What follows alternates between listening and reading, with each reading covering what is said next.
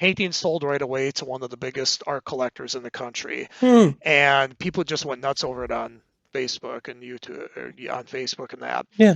And I was like, oh, and I always loved Howard Turpney's work.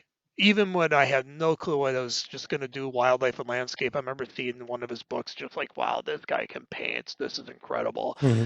I always loved his work and the narrative behind it and everything. And so I just thought, well, I've always loved the human figure.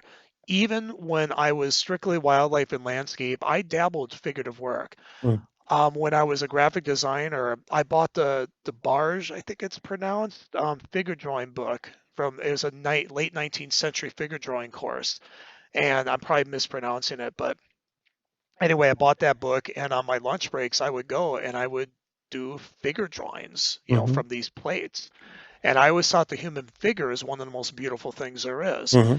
I always liked animals. I loved history, and I loved even at that time I was going out west just for the landscape and wildlife, and I loved the West. And um, it doing historical Native American work, I kind of realized this kind of combines everything I like.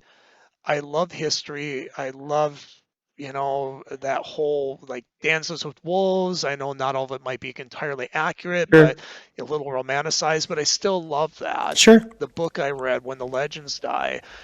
Um, so the Native American history, the connection I kind of felt with the displacement thing that they had to endure. And, still, I know some of them are still feeling that, enduring that to this day.